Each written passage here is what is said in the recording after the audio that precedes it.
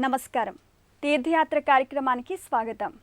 ఆదిశక్తి అనంత అవతారాల్లో శ్రీ వాసవి కన్యకా పరమేశ్వరి రూపం ఒకటి. శారీరక, మానసిక, ఆధ్యాత్మిక శక్తుల్ని ఏకోన్ముఖంగా ప్రసాదించే స్వరూపం ఆ తల్లిది.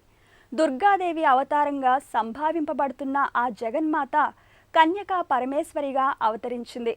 కన్యకగా వైశ్యకులంలో జన్మించి మదాంధుడైన రాజుతో వివాహానికి తిరస్కరించి దుర్గలో ఐక్యమైపోయిన పుణ్యచరిత ఆమెది. వైశ్యుల ఇంట ఆడపడుచుగా ఆవిర్భవించి తన లీలా విన్యాసాన్ని ప్రకటించింది. కన్యకాదేవికి అరుదుగా ఆలయాలుంటాయి. ఆ సంవిధానంలోనిదే మెదక్ జిల్లా చేగుంట గ్రామంలోని శ్రీ వాసవి కన్యకా పరమేశ్వరి ఆలయం. ఈనాటి తీర్థయాత్రలో ఆ ఆలయ విశేషాలను తిలకిద్దాం.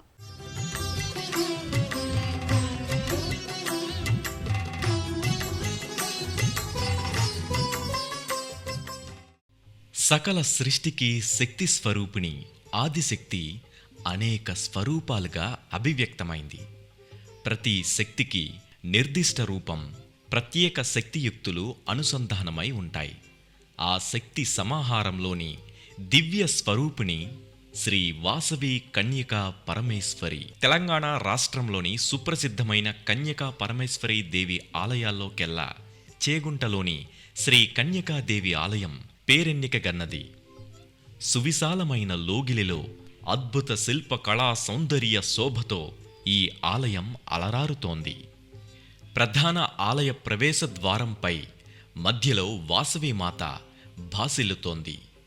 ముఖమండపం సమస్తం విలక్షణ స్తంభాకృతులతో అపురూప శిల్ప కళా లావణ్యంతో తొణికిసలాడుతోంది. మెదక్ జిల్లా చేగుంట స్టేషన్ రోడ్డులో నిర్మితమైన ఈ ఆలయం మార్గం వెంట వెళ్లే భక్తులకు ఓ అద్భుతమైన అనుభూతిని మిగులుస్తోంది. ఈ ప్రాంతంలో నివసించే వైశ్యులు, ప్రముఖులు ధన, వస్తు రూపేణ అమ్మవారి ఆలయ నిర్మాణానికి తమ వంతు సహాయంగా ఈ ఆలయ అభివృద్ధికి తోడ్పడ్డారు. కోటిలింగాల మహాస్వామి కీర్తిశేషులు కృష్ణానందస్వామి వారి సహాయ సహకారాలు కూడా ఈ ఆలయ అభివృద్ధికి ఎంతగానో తోడ్పడ్డాయి. గర్భాలయంలో నిరుపమాన సౌందర్యమూర్తిగా వాసవి కన్యకా పరమేశ్వరీదేవి తేజరిల్లుతోంది. సింహ తోరణంలో పసుపుమేని ఛాయతో, విశాల నయనాలతో, ముక్కుకు ముక్కేర ధరించి అనిర్వచనీయ ప్రశాంతత, మందస్మిత వందనార విందంతో అమ్మవారు భక్తులకు దర్శనమిస్తోంది. సర్వాలంకార యుక్తంగా, సకల లాంఛనాల సమన్వితంగా వాసవీమాత వైభవోపేతంగా గోచరమవుతోంది.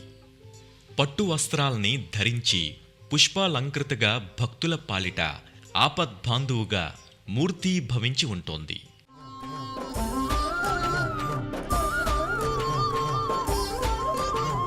శ్రీమన్మహాదేవ దేవేశ్వరి యోగమాయా పరాశక్తి చిద్రూపిణి నీదు కారుణ్య దీప్తి ప్రసారం. ప్రతి అవతారం వెనుక అంతులేని ఆధ్యాత్మిక నేపథ్యాన్ని జగన్మాత ప్రకటించింది. వివిధ రూపాలతో, వైవిధ్యమైన అవతార విశేషాలతో ఆ జగజ్జనని తన లీలా వైభవాన్ని చాటుకుంది. శ్రీ వాసవి కన్యకా పరమేశ్వరి అవతార ఆవిర్భావానికి సంబంధించిన చరిత్ర ఎంతో విశేషదాయకం.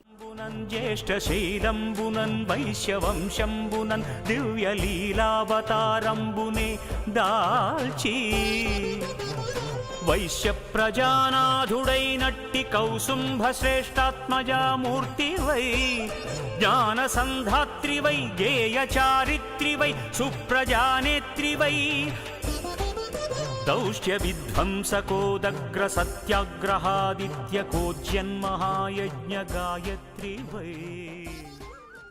వెంగీరాజుల కాలంలో విష్ణువర్ధనుడు రాజుగా ఉన్న కాలంలో పెనుగొండలో కుసుమశ్రేష్ఠి, కుసుమాంబ దంపతుల పుత్ర కామేష్టి సోదరుడు విరూపాక్షినితో బాటుగా పుట్టిన తల్లే ఈ వాసవాంబ.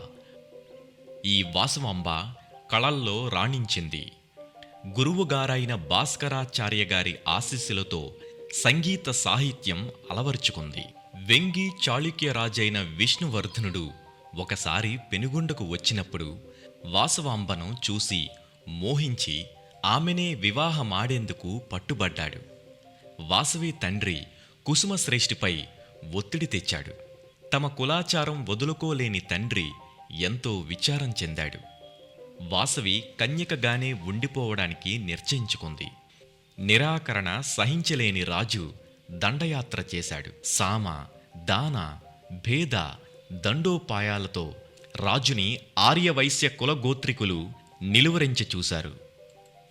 రక్తపాతం జరగటం ఇష్టం లేని వాసవిమాత గోదావరి తీరాన 103 అగ్నిగుండాలు గంధపు చెక్కలతో నిర్మింపబడి ఆద్యంతో హోమజ్వాలలో రగిల్చి తన విశ్వరూపాన్ని చూపి వాసవి మంటల్లో బలిదానం చేసింది. అగ్నిదేవుడే ఆమె తీక్షణతకు చెల్లబడి చేతులు జోడించి ఆమెను అనుసరించిన కులజనాన్ని కైలాసం చేర్చాడు. పెను విషాదానికి కారణమైన రాజు దారుణంగా మరణించాడు. విష్ణువర్ధనుడి కుమారుడైన రాజరాజ నరేంద్రుడు పెనుగొండలో శాంతి నెలకొల్పి శ్రీ వాసవి కన్యకా పరమేశ్వరీ మాతకు తొలి దేవాలయం కట్టించాడు. ఇలా వెలిసిన అమ్మవారు ఆయా ప్రదేశాలలో కొలువై భక్తులను రక్షిస్తూ భక్తాభీష్ట వరదాయినిగా కొలువుదీరింది. మెదక్ జిల్లా చేగుంటలోని శ్రీ వాసవి కన్యకా పరమేశ్వరి ఆలయం జిల్లాలోనే ప్రత్యేకతను సంతరించుకుంది. అమ్మవారి విశేష మహిమలచే ఈ ఆలయం శోభిల్లుతోంది.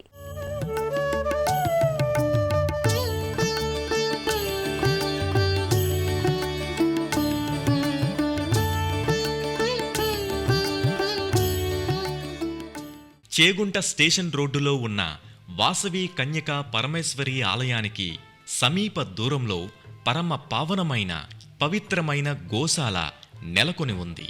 సర్వదేవతలకు ఆవాసమైన ఈ గోశాలను ఈ మధ్యనే పురప్రముఖుల కోరిక మేరకు గోశాల ఉండాలనే సంకల్పంతో ఈ గోశాలను నిర్మించారు. ప్రతినిత్యం ఈ గోశాలలో విశేష పూజలు జరుగుతాయి.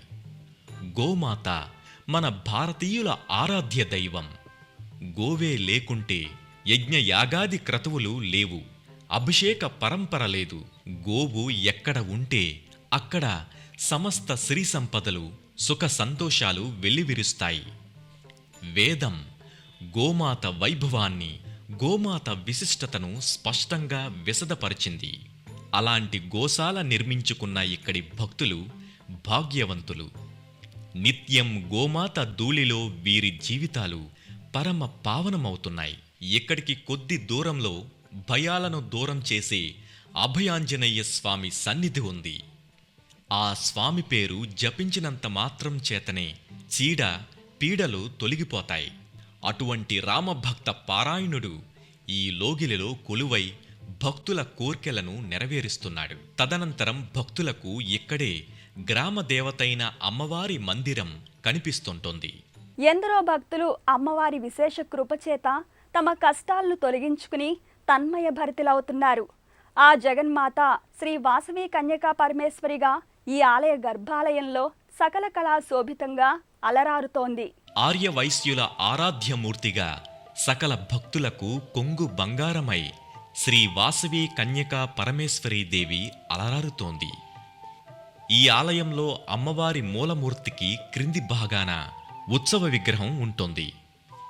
విశేష పర్వదినాలలో ఈ ఉత్సవ విగ్రహాన్ని అమ్మవారి ప్రతిరూపంగా కొలిచి పల్లకి సేవను నిర్వహిస్తారు. పరాశక్తి శ్రీ దుర్గా, మామక శారదా, చండికా వైష్ణవి, కాళికా కృష్ణ, ఈశాన కన్యాది దేవ్యాకృతుల్ దాల్చి శక్తిత్రయం బష్ట దుర్గాక్షయంబున్ ఇలా కొల్వుండు చిచ్చక్తి నీవే గదా.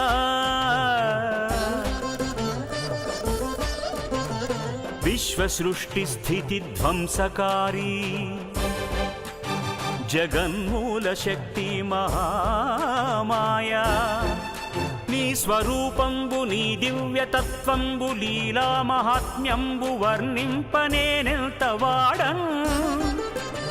పరాశక్తి దాసాను దాసుండ సద్భక్తి నిన్గొల్చు. అమ్మవారికి కుడివైపు భాగంలో గణపతి దేవుడు కొలువై ఉంటాడు.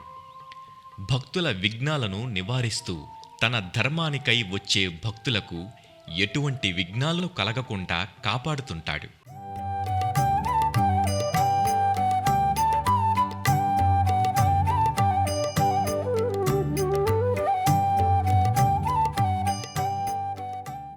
ప్రతి సంవత్సరం ఈ ఆలయంలో అమ్మవారి వార్షికోత్సవాలు 3 రోజుల పాటు ఘనంగా నిర్వహిస్తారు. ఈ 3 రోజులలో శ్రీ అభయాంజనేయ స్వామి ఆలయం నుండి 108 కలశాలను సుహాసినుల చేత తీసుకురాబడి అమ్మవారికి ప్రత్యేక అభిషేకాన్ని నిర్వహిస్తారు. 2వ రోజు సామూహిక కుంకుమార్చన, 3వ రోజు చప్పన్ భోగం అనే కార్యక్రమం పూర్ణాహుతి జరుగుతోంది. నవరాత్రులలో అమ్మవారిని పలు రూపాలలో అలంకరింపజేసి భక్తులు ఆరాధించుకుంటారు. ప్రతి సంవత్సరం వైశాఖ మాసంలో శుద్ధ దశమి, ఏకాదశులలో కన్యకాదేవి జన్మదినోత్సవ వేడుకల్ని ఘనంగా నిర్వహిస్తారు. లలితా సహస్రనామ పారాయణలు, కుంకుమ పూజలు, వ్రతాలతో ఈ ఆలయం నిత్య కళ్యాణం పచ్చ తోరణంగా భాసిల్లుతోంది. సర్వమంగళాదేవి శివస్వరూపిణి అయిన ఆ తల్లి దర్శనం భక్తులకు ఎనలేని ఆనందాన్ని కలిగిస్తుంటోంది. ఆర్యవైశ్యుల ఇంట జన్మించిన లోకమాత శ్రీ కన్యకా పరమేశ్వరిగా ఆవిర్భవించి లోకపూజ్యురాలైంది. ముజ్జగాల నేలే మహిత చరితగా వినుతికెక్కింది. ఆ తల్లి కరుణా కటాక్షాలు మనందరిపై మాతృప్రేమామృతాలు జల్లుల్లా కురియాలని ఆశిద్దాం, ఆరాధిద్దాం. మరో దివ్యక్షేత్ర విశేషాలతో మళ్ళీ కలుద్దాం.